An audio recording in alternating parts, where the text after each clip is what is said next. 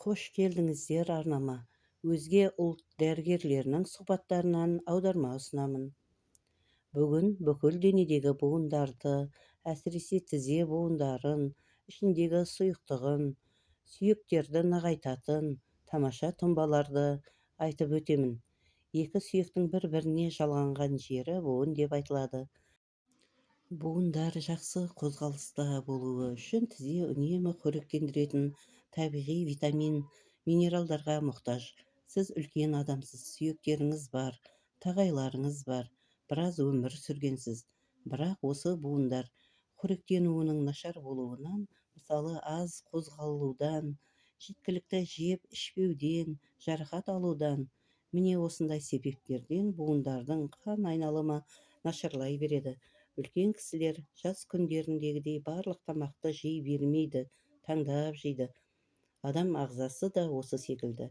Қартая келе керекті витамин, минералдарды қажет етеді. Осы жерден аударманы үзе тұрып, сіздерден бір сөздің аудармасын сұрайын деп отырмын. Мен Москвада оқып келген, тыңдарманы көп, өзбек дәрігерінің видеосын қазақ тіліне аударып отырмын. Сол жерде өзбек халқының тағай деген сөзінің аудармасын таба алмадым. Егер білетіндеріңіз болса, комментарий бөліміне жаза өтіңіздер. Ал енді аударманы ары қарай жалғастыратын боламын. Бірінші амал – холодез пайдалану. Холодездің құрамында желатин көп. Холодездің құрамында адам ағзасы үшін пайдалы, керекті заттар көп.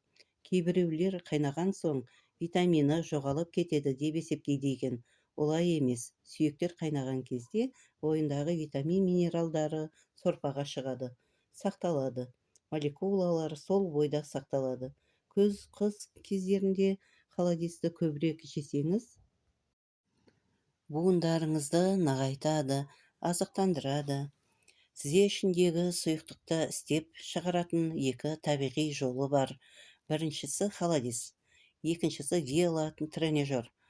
Осы сұйықтықты толтыру үшін біреулер укол, дәрілер қабылдайды. Велотренажермен айналысып болғаннан соң жылы ванна қабылдап, сонан соң жылы оранып, жылы холодезді жесе, зат алмасу процесі жақсарады. Операциядан соң немесе жарақат алғанда міндетті түрде холодез беру керек. Келесі екінші амал – мал сүйектерінің ішіндегі майы. Осыны жиі-жиі пайдаланыңыздар.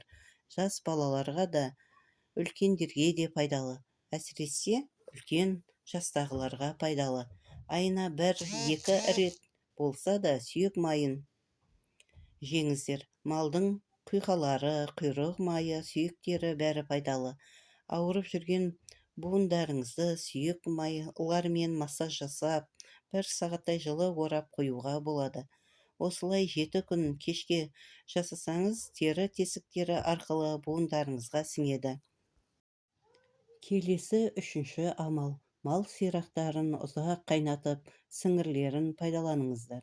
Күз, қыс, көктемде, яғни салқын кездерде қариясы бар үйлер осы мал сирақтарын пайдаланулары керек. Сіңірлерді ұсақтап турап, үстіне көк шөптерді сеуіп, көк шайға мята немесе лимон қосып пайдалансаңыз, давление, яғни қан қысымы көтерілмейді. Міне осы сіңірлер бүкіл денедегі сүйектерді, буындарды тығыз етеді. Мұрт сынудан сақтайды. Енді келесі 4-ші амал. Балықтың жұмсақ сүйектерін майда шайнап жеу керек. Және 1-ші амал – балықты ұзақ қайнатып еттерін жегеннен соң, бас құйрық жағында жұмсақ сүйектері бар.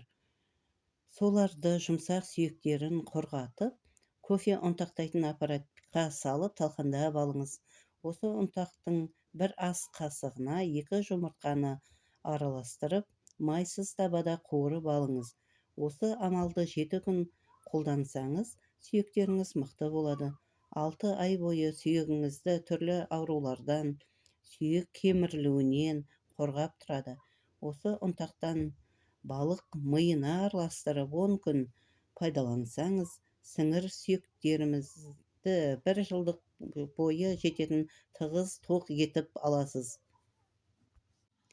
Ибн Сина бабамыздың медициналық білімі болған, медреседе оқыған, жоғары білімді болған.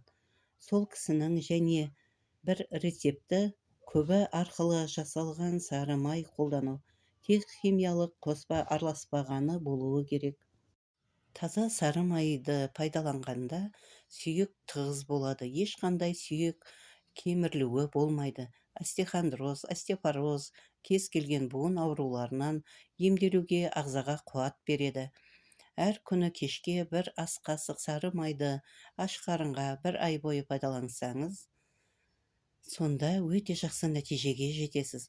Осыған қосымша ауырып жүрген буындарыңызға жылы сары маймен массаж етіп сылап, сонан соң 20 минуттай орап қойыңыз.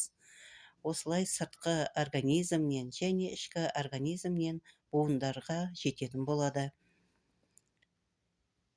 Осы жерден аударманы аяқтаймын. Егер ақпараттар пайдалы болса, арнама тіркеліп, лайк басып, комментарий жазып, қолдау көрсетіңіздер. Егер қоңыраушаны басып, сонан соң все деген нүктесін басып қоятын болсаңыздар, жаңадан шыққан видеоларым туралы сіздерге ескертпе барып тұратын болады. Тыңдағандарыңыз үшін рахмет, ем болсын.